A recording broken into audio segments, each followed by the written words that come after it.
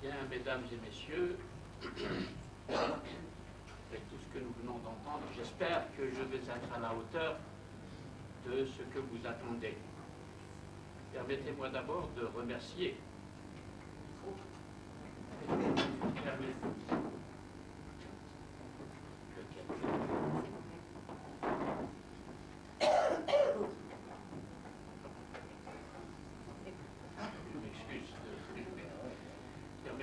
Permettez-moi d'abord de remercier les organisatrices de cette soirée, et en particulier Madame Lahrani, qui s'est donné énormément de mal pour être à l'heure, si je puis dire, parce qu'il n'y a pas très longtemps que la décision a été prise de donner cette conférence dans le cadre qu'elle a indiqué tout à l'heure. Je vous remercie aussi d'être venus nombreux. Et chaque fois que je viens au Maroc, je suis profondément touché de l'accueil du public. Et chaque fois que je viens, je vois le cercle de mes amis grandir. Et j'ai besoin de ce soutien parce que j'ai mené un combat très difficile, combattant sur deux fronts. Le front de la recherche occidentale sur l'islam, comme il a été dit. C'est très difficile de se faire un chemin de ce côté-là. Mais le front encore plus difficile de nos sociétés musulmanes, le front du devenir de ce que nous appelons l'islam, de ce que nous appelons l'islam, et sur quoi, malheureusement, peu de musulmans réfléchissent pour essayer de contenir les flots, les forces idéologiques qui causent tant de dérives, à la fois sur le plan de notre vie religieuse, de notre vie spirituelle, de notre vie éthique, mais aussi sur le plan fondamental, bien sûr, comme pour toutes les sociétés politiques.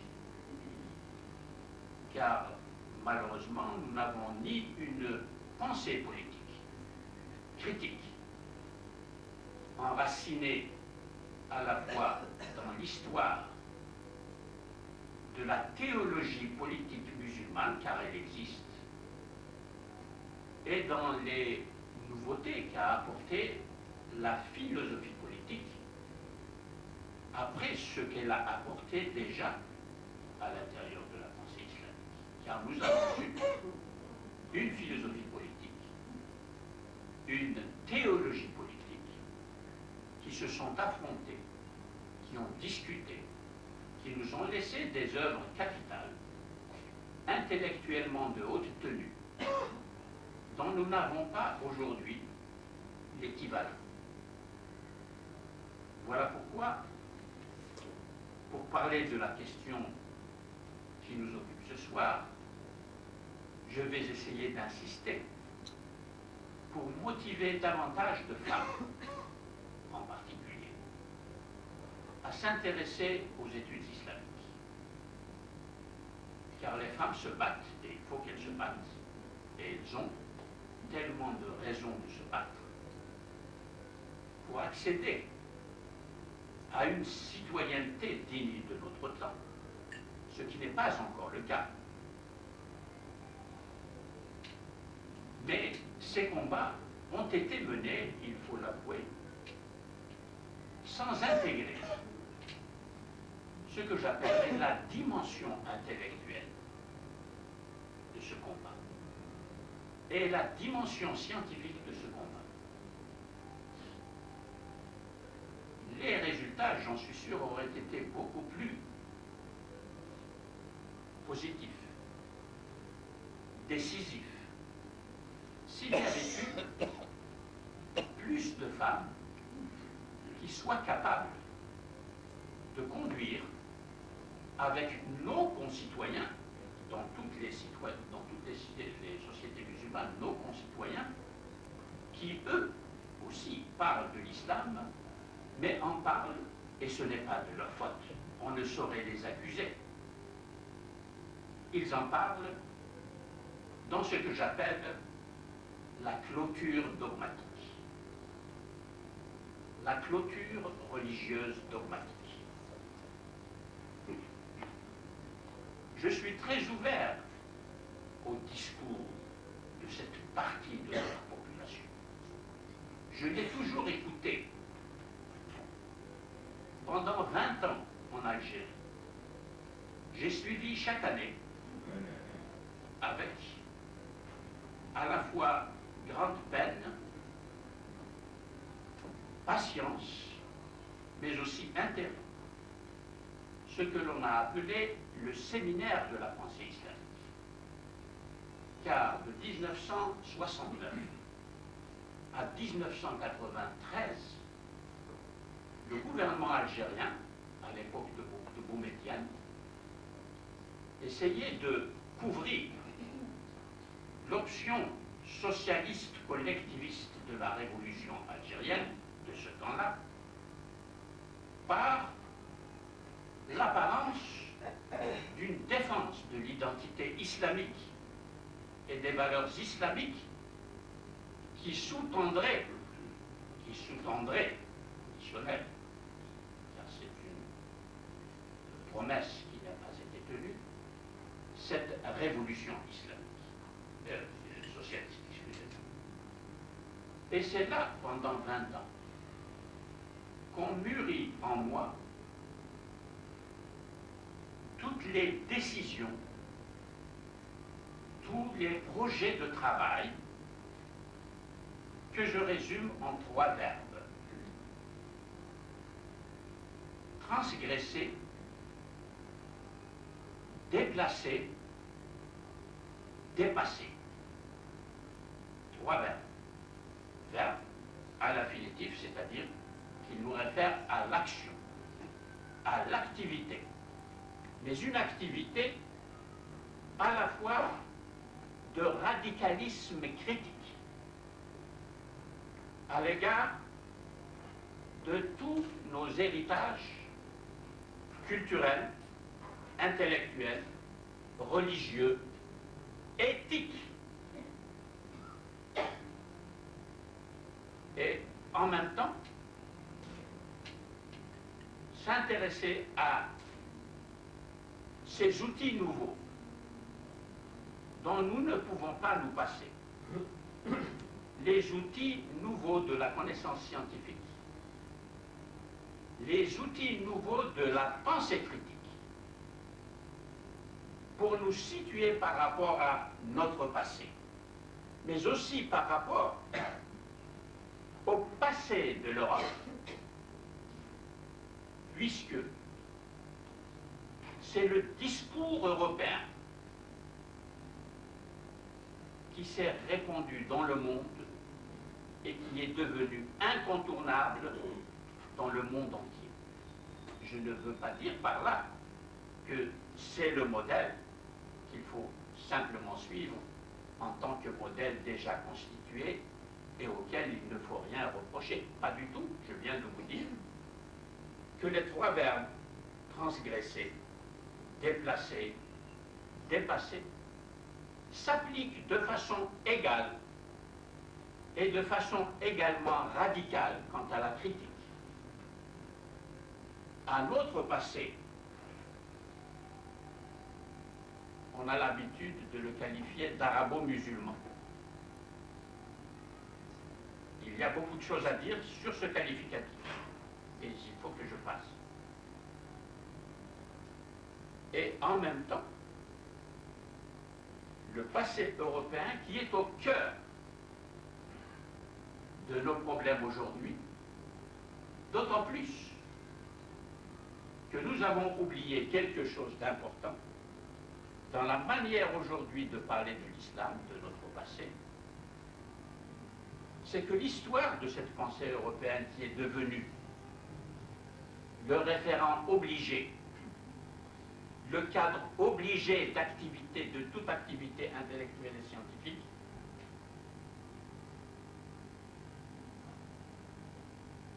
nous avons le devoir de reprendre tous les outils, toutes les pensées que nous mélangeons aujourd'hui sans discernement pour parler d'un islam moderne, alors que nous n'avons pas entamé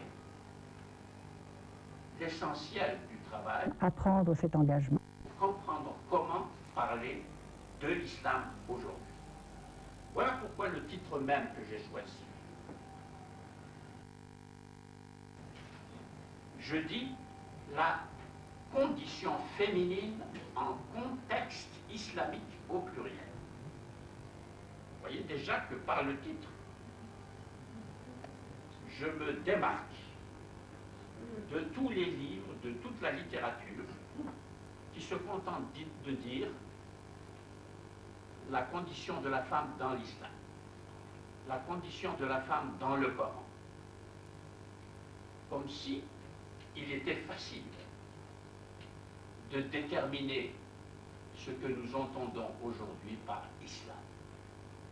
Et comme s'il était aisé d'ouvrir le Coran, comme tout le monde le fait, de solliciter un certain nombre de versets pour démontrer que, comme on le fait souvent, que le Coran a changé la condition féminine, a émancipé la femme par rapport à ce qu'elle était avant l'islam, et que la charia, on le dit aussi, vous le savez,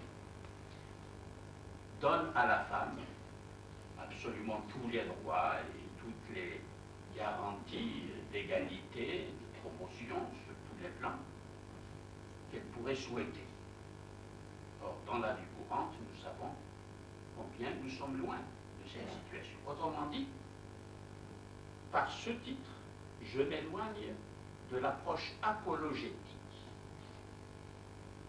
de la question féminine dans l'islam.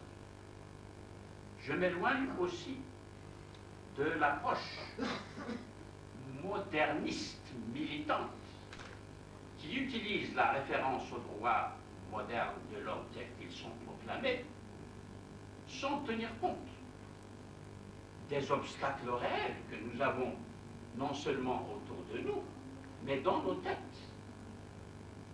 Dans nos têtes, il y a des obstacles que l'on appelle des obstacles, je n'ose pas prononcer trop de termes techniques, je sais que on décroche aisément, mais il faut quand même dire qu'il y a des obstacles relatifs à la connaissance que nous avons de la religion, ou plutôt à la connaissance que nous n'avons pas encore de la religion. Mais nous parlons de la religion comme si nous avions cette connaissance. On appelle cela des obstacles épistémologiques. En effet, nous savons et nous parlons quotidiennement des problèmes de la femme dans toutes les soirées qui s'organisent, dans toutes les familles. Et lorsque nous en parlons, il y a un schéma de la croyance qui revient toujours et dont nous ne sortons jamais. Le schéma de la croyance est le suivant, résumé. Le Coran est la parole de Dieu. Elle a été révélée par la médiation de l'ange Gabriel au prophète Mohammed. Et cette parole révélée a remplacé d'autres paroles révélées, d'autres manifestations de la parole de Dieu, la Bible et le Coran, et la Bible et les évangiles. Et désormais, la référence pour toute connaissance, pour tout énoncé juridique, pour toute organisation politique de la cité. Tout doit dériver de cette parole de Dieu et l'obéissance au système politique, au système juridique, aux valeurs éthiques, dérivées par un travail approprié des ulama mujtahidoun au cours des 4-5 premiers siècles de l'Égypte, doivent nous suffire pour pouvoir élaborer aujourd'hui le statut moderne de la femme et au-delà du statut moderne de la femme, pour élaborer un modèle politique qui serait le modèle alternatif du modèle dont je disais tout à l'heure, qui nous est imposé par l'histoire et qui est, on nous le dit assez, le modèle démocratique avec la philosophie des droits de l'homme, avec le système juridique qui énonce cette philosophie des droits de l'homme. Et tout cela vient non pas s'intégrer dans la croyance religieuse telle que je viens de la rappeler, mais se juxtaposer. Il y a juxtaposition des références que nous empruntons à l'Occident et de la croyance musulmane orthodoxe à laquelle nous nous refusons à poser aujourd'hui des questions. Et ce sont ces questions-là qu'il faut apprendre à poser, mais vous savez combien il est délicat de poser des questions justement sur la question de cette parole révélée et de sa transcription dans un langage et de sa transmission historique pendant les 4 premiers siècles de l'Égypte, et aussi, c'est le moment encore beaucoup plus important, de la façon dont le texte coranique, la parole orale, devenue texte écrit. Ça, c'est très important. Ce passage de la parole orale, car le Coran est d'abord un énoncé oral qui a été fait devant des publics changeants, dans des circonstances changeantes, pendant 20 ans. Ça, c'est l'histoire. Ça n'est pas la présentation émotionnelle, mythique, transfiguratrice de ce que nous appelons tout simplement du mot révélation, sans nous interroger aussi sur ce qu'est la théologie de la révélation. Comme les musulmans se sont interrogés sur la théologie de la révélation. Qui s'interroge aujourd'hui, à la manière des Mu'tazilites, sur la question du Coran créé et du Coran incréé? C'est une question très lointaine, très abstraite, inutile, oubliée. Elle est d'une actualité majeure. Mais vous voyez que les intellectuels qui se sont intéressés, depuis Ahmed Amin, qui a écrit les premières pages sympathiques, ouvertes, à l'égard de l'intervention des Mu'tazilites dans le débat sur le Coran comme parole de Dieu révélée,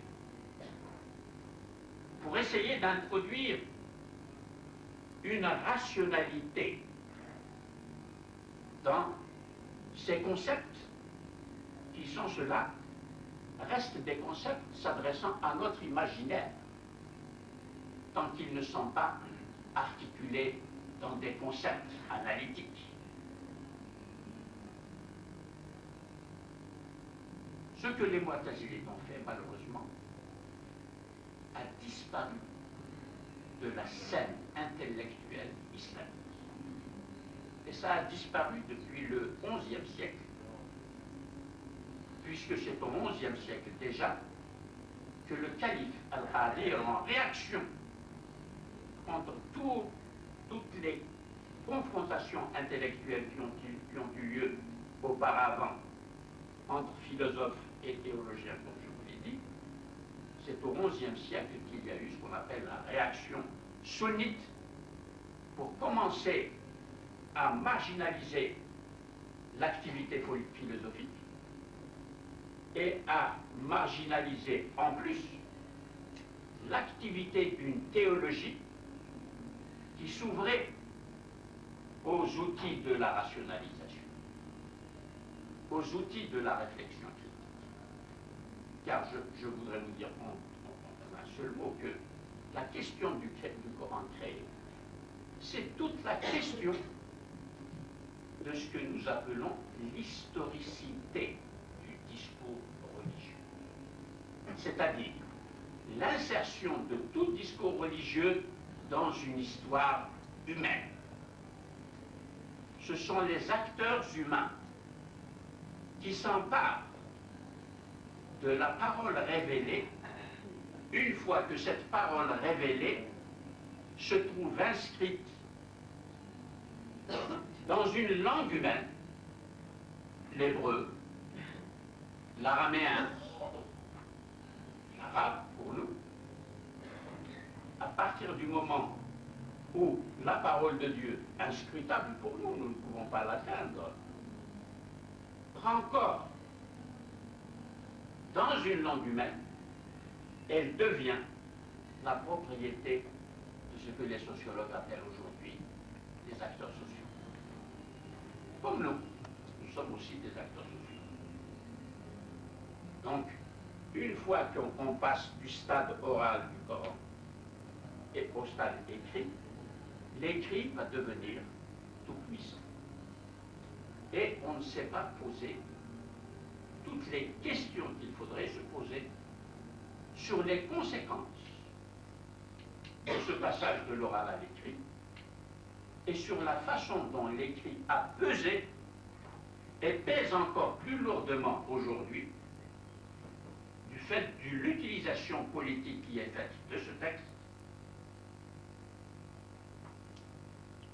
Continue donc de peser sur le devenir de notre cité politique, sur le devenir de ce que nous pouvons faire pour contribuer au mouvement de l'histoire d'aujourd'hui, car notre discours que nous produisons aujourd'hui est un discours réactif qui réagit à tout ce qui est dit dans le discours européen qui façonne l'histoire, mais nous ne prenons pas d'initiative intellectuelle, même vis-à-vis de nous, pour apporter des interrogations nouvelles qui intéressent non seulement notre tradition islamique, mais en posant la question de la lecture du texte, en posant la question de la façon dont le texte a été lu au Moyen-Âge et de la façon dont il est lu aujourd'hui depuis nos indépendances.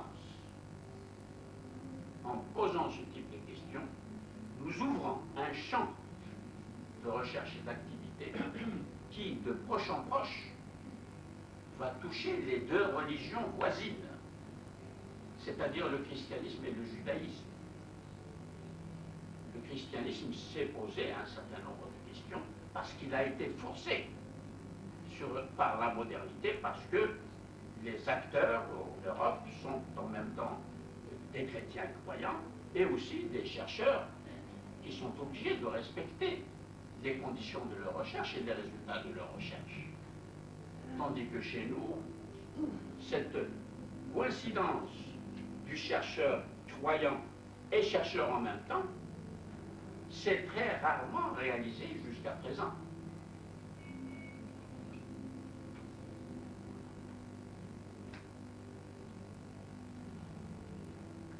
La condition féminine dans les contextes islamiques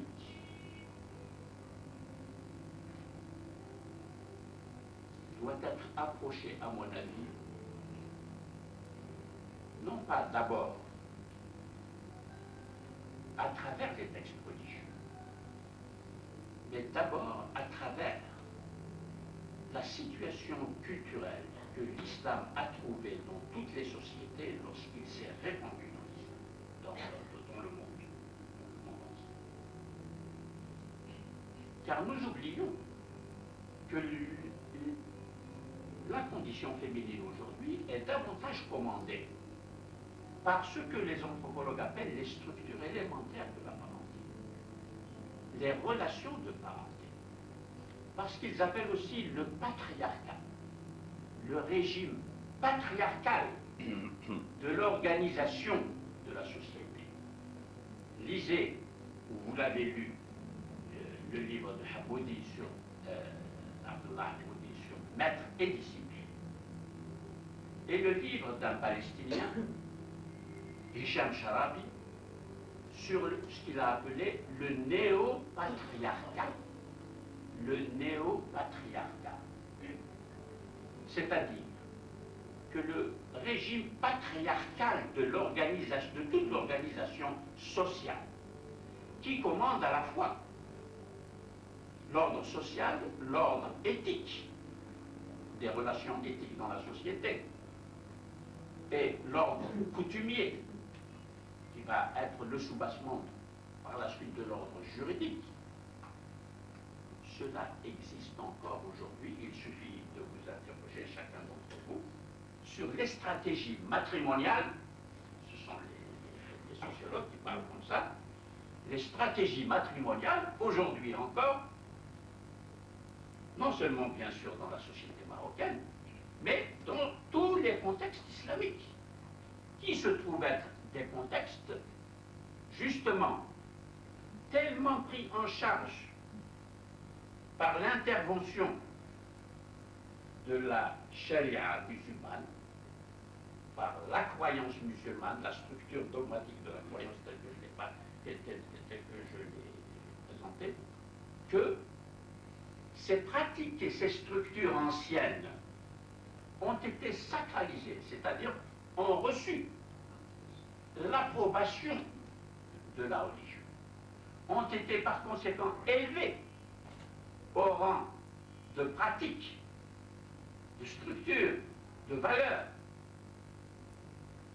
divines, puisqu'elles sont intégrées par le droit musulman, par la manière dont les juristes musulmans ont pratiqué ce qu'ils appellent istinbat ou l'ahkam. Alors vous voyez ici comment la chose se complique. Nous parlons d'islam, nous référons à l'islam et à la charia, alors qu'au-dessous vivent encore des mécanismes d'organisation sociale, des mécanismes qui fondent le lien social, qui sont des mécanismes beaucoup plus anciens. Voilà un point sur lequel j'aurais aimé, et je souhaite, que les femmes insistent. Parce qu'il faut parler aux enfants de ces choses-là, pour leur ouvrir l'esprit. Et c'est là, je le répète, que le rôle des femmes qui travaillent pour leur libération est tout à fait décisif, de même que pendant des siècles, des millénaires, les femmes transmettent une forme de la culture dans la société qui est la forme féminine de la culture que toutes les femmes intériorisent par la tradition orale et qu'elles reproduisent de façon, vous le savez, différente dans le discours et le comportement qu'elles ont vis-à-vis de leurs filles et dans leur discours vis-à-vis de leurs garçons. Vous voyez par conséquent que les femmes qui n'ont pas encore fait ou qui ne peuvent pas faire, il faut les aider bien sûr, cette archéologie de leur propre culture, cette archéologie du discours qu'elles tiennent. Il suffit d'assister à une fête, à une célébration, à une soirée de funérailles, pour entendre tout ce qui se dit. Moi j'écoute tout cela avec beaucoup de je ne dirais pas de jubilation, mais d'intérêt pour me rendre compte de ce qui se passe en réalité dans nos sociétés et de ce que nous ne voyons pas se passer. Car j'essaye de détecter parmi mes voisins, lorsque je suis assis, de façon que vous connaissez, une réaction quelconque pour dire mais qu'est-ce qui se passe, etc., pour essayer de faire surgir ce type de réflexion et ce regard de détection des ressorts profonds qui commandent notre langage, qui commandent nos sensibilités, qui commandent finalement notre comportement aussi de citoyen. citoyens dans la société, et plus encore notre comportement éducatif vis-à-vis de nos enfants. Si bien que tout cela va continuer en souterrain et qu'à la surface, on va faire une manifestation à Rabat pour défendre le côté moderne de l'intégration de la femme et une manifestation à Casablanca dans des espaces différenciés parce que tellement opposés à tous les points de vue, sans qu'il y ait des médiateurs culturels, sans qu'il y ait des médiateurs intellectuels qui amènent ces deux groupes de manifestants dans un espace de la citoyenneté, un espace de la société civile qui ne peut se construire que dans l'échange avec les deux parties. J'ai participé là dès l'année dernière, vous savez, certains d'entre vous, à la journée organisée par Alternative, et quelques jours après, ces deux manifestations ont eu lieu. Alors, une fois de plus, bien sûr, j'ai mesuré à quel point ce que l'intellectuel, le chercheur peut dire, malgré l'attention qui est portée et qui est réelle, bien sûr. Combien ça reste dérisoire, absolument dérisoire, parce que ni les médias, ni l'école ne prennent en charge la médiation de ces choses absolument capitales, qui est la libération d'abord de soi,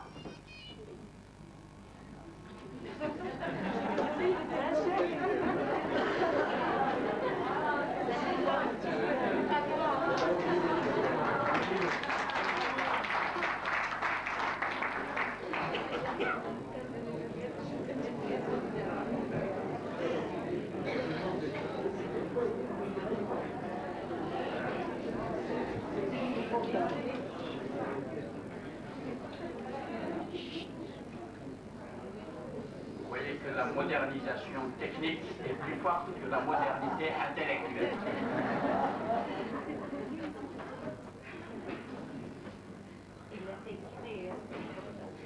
C'est bien, ça m'a permis de prendre une gorgée d'eau.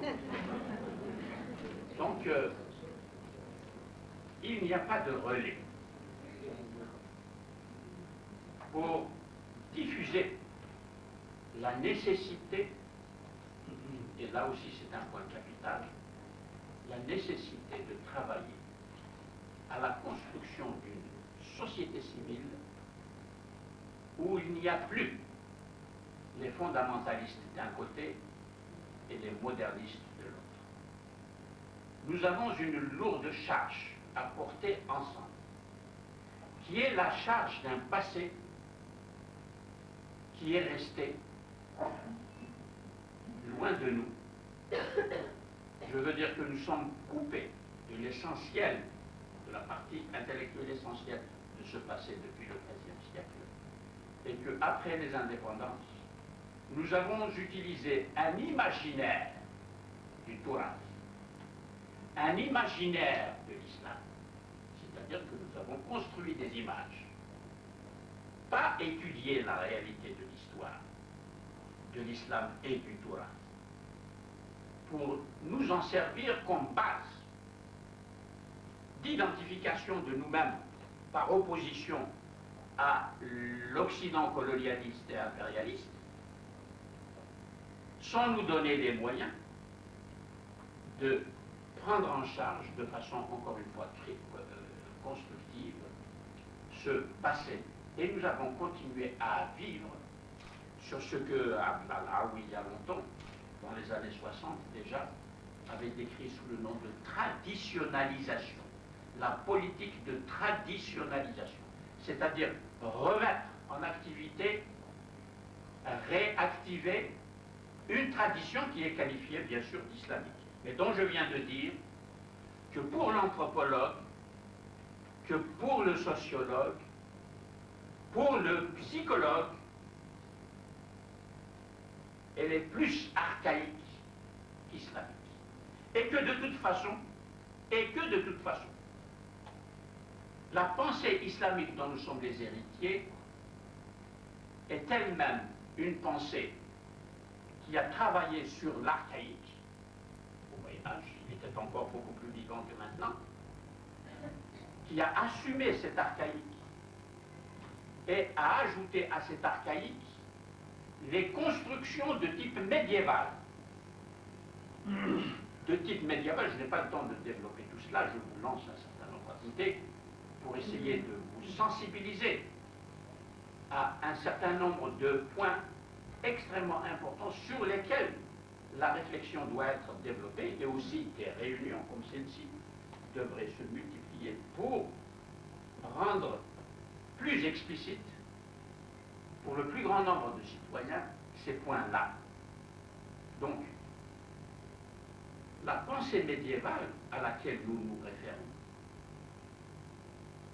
en laissant croire qu'elle pourrait nous suffire pour nous passer de la modernité, est une illusion mythologique sur laquelle nous vivons tous, y compris des intellectuels, y compris un certain nombre de chercheurs, pas tous.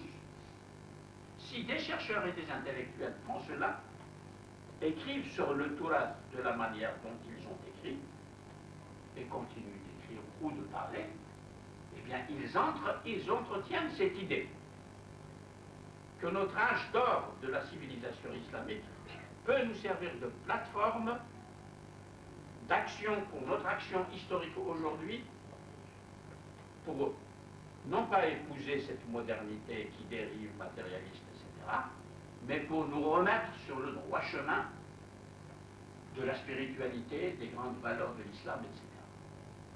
Tout ce discours-là a été mis à l'épreuve de la modernité.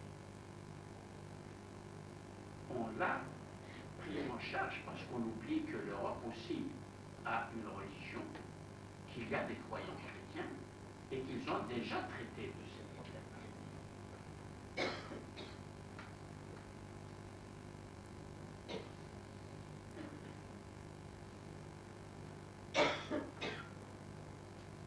Je voudrais, pour illustrer davantage sur un point précis,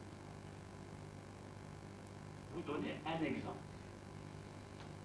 du travail qu'il faut faire et que nous ne faisons pas encore. Je le répète, ni à l'école, la question de l'école est cruciale.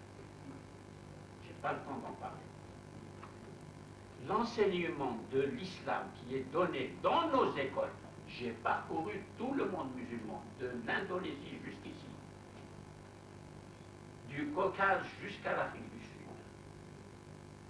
L'enseignement de l'islam à l'école, qui a été utilisé par les États comme un moyen de réactiver notre identité écrasée par le colonialisme. On a tous été colonisés, ça c'est vrai. Et la réponse a été d'enseigner l'islam dans les écoles, de la façon que nous savons tous, hein, je n'ai pas besoin de m'étendre là-dessus, qui est une façon absolument contre l'histoire, contre toute l'élaboration doctrinale en termes d'exégèse, en termes de théologie, en termes de circonstances de la révélation, en termes évidemment de droit. Tout ce travail-là est absolument mis de côté pour retenir un enseignement dogmatique de ce que j'ai appelé la culture dogmatique, c'est-à-dire la croyance telle que je l'ai rappelée tout à l'heure, et pour ajouter à cela un regard, par exemple, sur les juifs et sur les chrétiens, qui n'a absolument rien de coranique. Car le Coran parle des juifs et des chrétiens d'une façon tout à fait différente de celle que nous pouvons trouver dans les manuels utilisés, même à l'école primaire, ce qui est terrible. Terrible, voilà, psychologiquement, vous voyez un petit peu tout ce que cela peut donner, et nous avons tous connu dans nos familles, nos enfants revenant dans la famille, terrifiés devant leurs parents, de la description de l'enfer qui leur a été donnée par leur instituteur. ou qui reprochent à leur mère de ne pas porter le voile parce que c'est exigé par le Coran, c'est-à-dire par Dieu, etc., etc. Bref, vous connaissez tout cela. Il y a une urgence absolue à enseigner, certes, l'islam, mais avec les outils de l'histoire. C'est une tâche qui doit être confiée aux historiens. Parce que toute religion est d'abord une histoire qui s'est développée sur des siècles. Et il faut surtout donner à l'enseignant de la religion une formation d'anthropologie culturelle, s'il vous plaît. On ne peut pas parler aux enfants de religion, de croyance, sans expliquer aux enfants qu'est-ce que c'est qu'un mythe. Et à propos du mythe, il y a des choses terribles qui se passent. Permettez-moi de vous dire que, personnellement, à Alger, en 1986, Mohamed El-Ghazali, devant une assemblée dans le séminaire de la pensée islamique, plus de 3000 personnes réunies, comme toujours dans ce séminaire, كفرني على أساس أني كتبت جملة في كتاب من كتبي en français, la phrase que j'ai écrite, c'est « Le Coran est un discours de structure mythique ». En arabe, ça donne la catastrophe. Al-Qur'an khitabun ustoriyul binya. Ce qui prouve de façon évidente que les Arabes, même, les Arabes en tant que groupe linguistique, et en même temps musulmans, n'ont pas lu le Coran. Ils n'ont pas lu le Coran. Parce que le Coran fait une distinction très nette entre Ustura et Qasas. Inna naqussu alayka ahsan al-qasas. Wa bil qasas uqaddimu al-ilm al-Qur'ani. Lil-mustami' wa lil-qari. Et le qasas recouvre exactement le concept philosophique platonicien de récit mythique, platonicien, et le concept anthropologique d'aujourd'hui des anthropologues qui étudient le mythe dans toutes les cultures du monde. Voilà un exemple. Et bien tout cela, à l'école, ça n'existe pas. Et à l'école, vous voyez que ça, c'est à l'université. Parce que le collègue qui a traduit le livre en question, c'est un professeur de philosophie à Damas, qui l'a traduit en arabe, et qui court encore, vous pouvez l'acheter, la pensée arabe. Donc il y a là des choses sur lesquelles les femmes citoyennes qui travaillent à leur émancipation, et les hommes citoyens, bien sûr, d'ailleurs, je dois vous dire que personnellement, quand je dis la question féminine, bien sûr, il y a des problèmes hérités de l'histoire et qu'il faut traiter en tant que tels, mais c'est le sujet humain qu'il s'agit de construire. Et cette construction du sujet humain ne saurait différencier l'homme de la femme. C'est ensemble.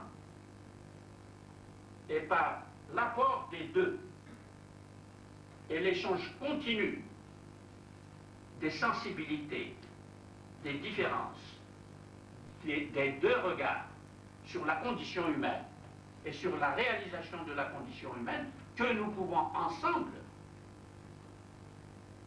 nous donner les conditions de formation, de construction d'un sujet humain. Je ne sais pas s'il faut le qualifier de moderne, parce que pour moi, la modernité telle qu'elle fonctionne est aussi un objet de continuelle critique. Ça n'est pas une référence donnée. Pas plus que le donné révélé comme nous le parlons, mais quelque chose de donné. Il est à conquérir. il est à mériter, il est à approprier. Oui, la question de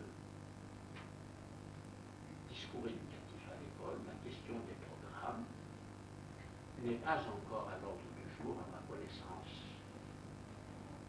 dans aucun des pays musulmans que j'ai visités. Alors là, évidemment, encore une fois, ça n'est pas l'affaire uniquement des femmes, mais les femmes, je le répète, ont cette obligation particulière, parce qu'anthropologiquement, elles continuent à faire vivre par les formes archaïques, ça n'est pas négatif, hein, archaïque, de la culture, qu'elles continuent de transmettre dans les rituels que nous vivons encore constamment dans nos sociétés, parce qu'il y a ce discours de l'archaïque qui est livré aux enfants comme un discours d'actualité islamique, avec toute cette construction d'un identitarisme islamique qui nous a envahis et qui continue de nous envahir. Il y a là une obligation particulière, un devoir, une attention, disons, particulière que la femme devrait porter. Évidemment, je dirais la même chose pour les hommes, puisque les hommes sont porteurs également d'un discours différent de celui des femmes. C'est le discours du pouvoir patriarcal. C'est un pouvoir vertical qui ne discute pas, qui ordonne, et comme l'a montré Ahmoudi, ça vient depuis Allah, ça passe par la parole de Dieu, ça descend par les ulama et les fuqaha, les maîtres et les disciples, et ça descend par les pères de famille, les chefs de famille, les aînés. C'est la structure absolument verticale du pouvoir, sans l'autorité. Le pouvoir sans l'autorité. Parce qu'il y a une différence capitale entre le concept d'autorité et le concept de pouvoir. Excusez-moi, je m'arrête à des points comme cela, parce qu'ils sont extrêmement importants. Il faut que je le dise, cela. Parce que ça n'est pas quelque chose de bien perçu. Quand on dit que l'islam ne sépare pas le politique du religieux, ça c'est quelque chose, évidemment, qui traîne dans la littérature orientaliste, mais ce n'est pas les orientalistes qui sont responsables. Les orientalistes ne font que traduire, transposer dans leur langue ce que les musulmans réclament de toute leur force, de toute la force de leur foi, ils bâtissent sur la foi, en ce qui concerne les rapports entre autorité et pouvoir. L'autorité, c'est le hukm, al-ahkam, qui relève du travail exégétique de dérivation des normes juridiques par les juristes à partir des textes sacrés. Le politique ne participe pas à ce travail. Il n'a pas qualité ni légitimité pour y participer. C'est le travail des ulama mujtahidoun qui doivent satisfaire à toutes les conditions de l'ijtihad. Je n'ai pas le temps de détailler. Il y a donc là une sphère absolument autonome qui est la sphère du hukm, c'est-à-dire d'un jugement porté après réflexion et débat. Après réflexion et débat. Tandis que le pouvoir, ça s'appelle sultan. Et la sultan, par exemple les sultans ottomans, n'ont jamais reçu le titre de calife, bien qu'ils ont tout fait pour l'avoir. Ils ont tout fait pour l'avoir. Parce que le calife a reçu ou reçoit l'allégeance des ulama qui sont l'instance de la légitimation du pouvoir par l'autorité spirituelle, exactement comme pour le roi à Reims, sacré à Reims chez les Français, et dans toute la catholicité jusqu'à la Révolution. C'est l'autoritas de l'Église qui donne la légitimité à la potestas. Et bien chez nous, c'est exactement la même chose. Mais nous avons oublié cela, et voilà pourquoi je dis que le pouvoir du père, le pouvoir du maître il pourrait acquérir de l'autorité. Oui, le maître. S'il remplit justement scrupuleusement toutes les conditions de l'ijtihad, il peut accéder à l'instance de l'autorité. Mais, par conséquent, un pouvoir politique qui repose sur le sultanat, c'est-à-dire le pouvoir exclusif, sans se soucier de sa légitimation par une autorité.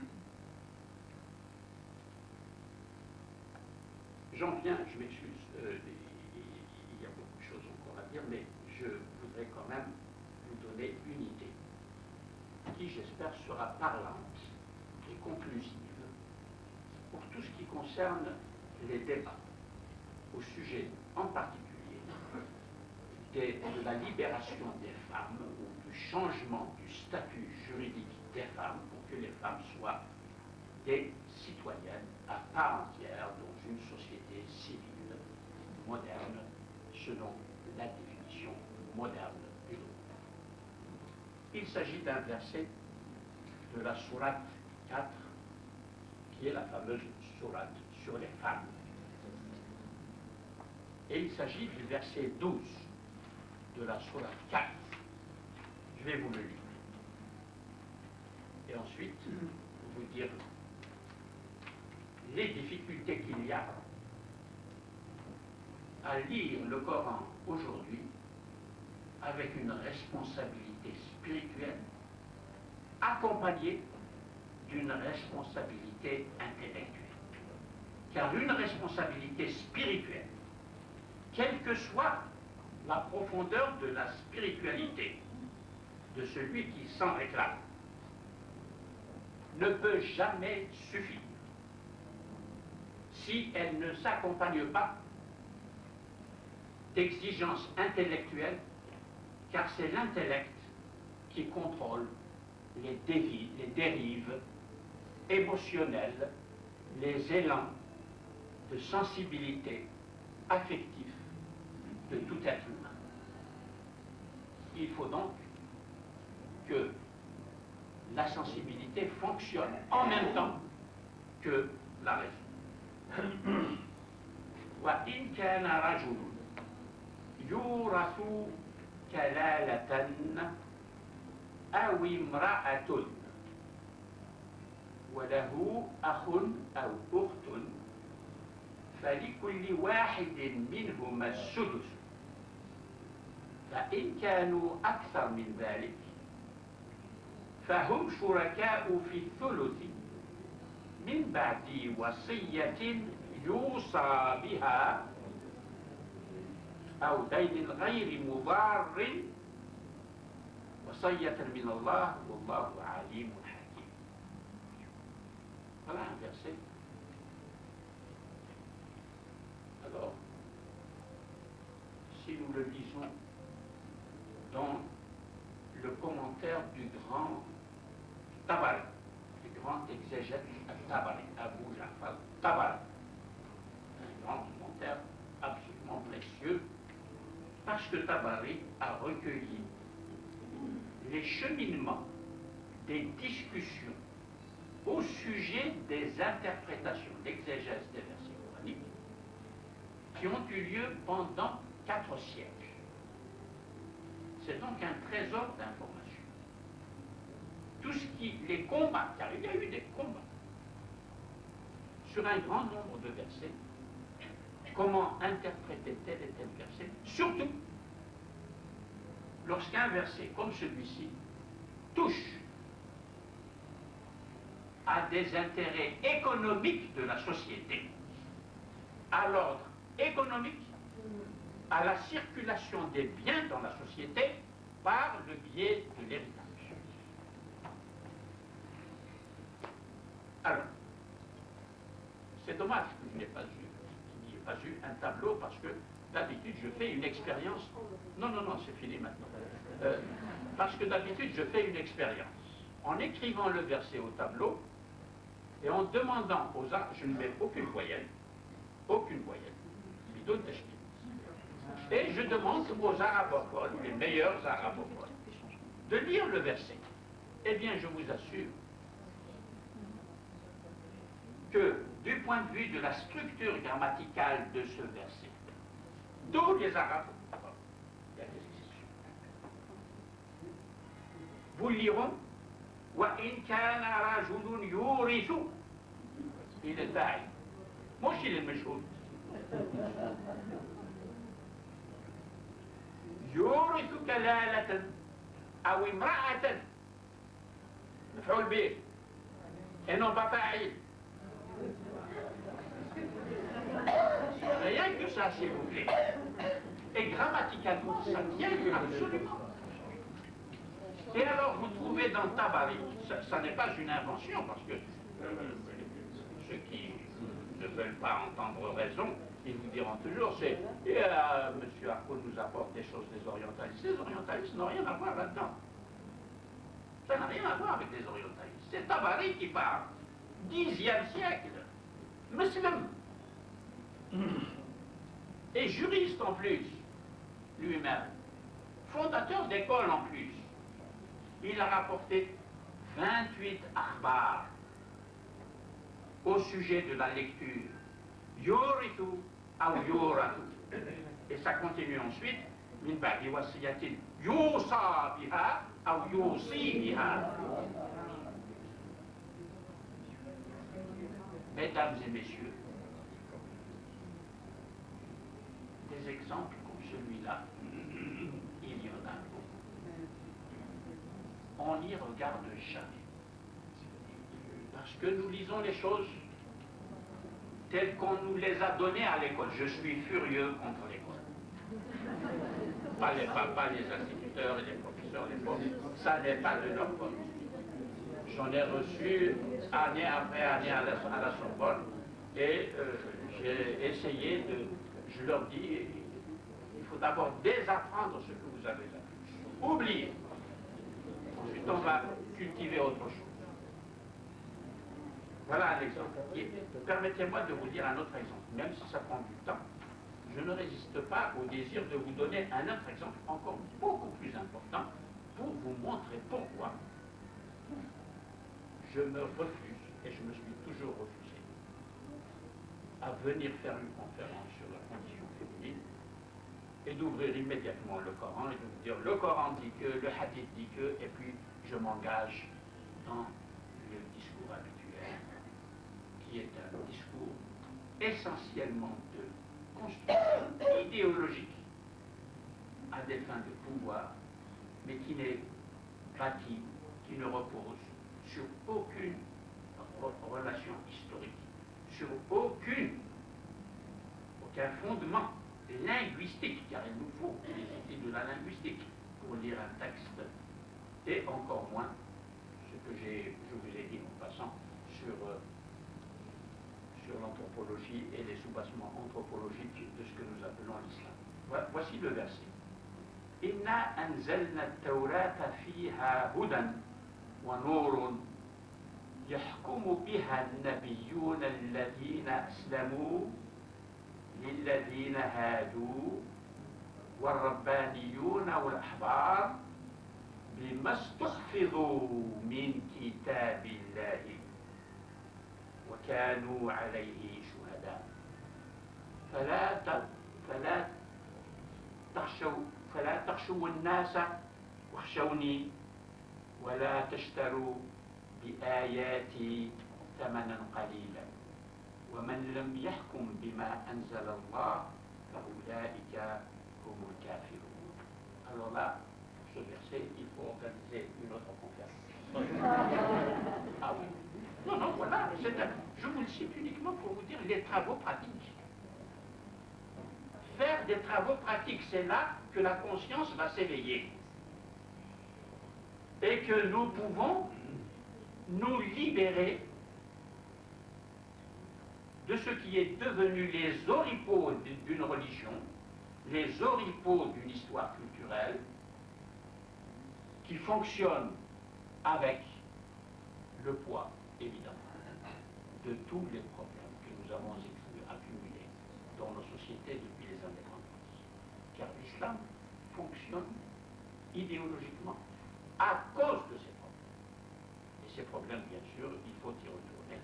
Il faut s'y intéresser, mais vous voyez à quel point l'islam, qui joue un rôle si déterminant dans notre histoire récente et dans l'histoire que nous allons vivre dans je ne sais pas combien, 10 prochaines années, 20 prochaines années, ça ne va pas disparaître du jour au lendemain. Maintenant, c'est devenu structurel. Ça fait partie de notre structure mentale, sociale, culturelle, institutionnelle. Et nous avons fait en sorte que ça devienne ainsi. Donc,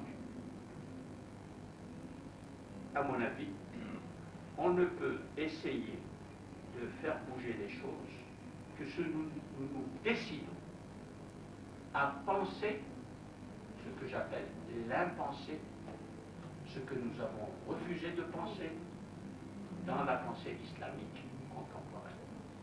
Comme il a été dit, c'est en effet tout un ouvrage où j'essaye de montrer tout ce que nous avons laissé de côté, refusé de penser, pas nous par notre initiative, mais du fait de la manière dont nos sociétés évoluent, nos sociétés dans leurs cadres sociaux de la connaissance, et en même temps le sommet de nos sociétés, c'est-à-dire les États qui ont géré ces sociétés et qui ont utilisé ces soubassements archaïques pour perpétuer, aggraver, élargir le domaine de l'impensé, de ce sur quoi nous ne pensons pas dans la pensée islamique. Pardonnez-moi, j'ai été long, mais je crois que ça valait la peine. Merci pour votre attention.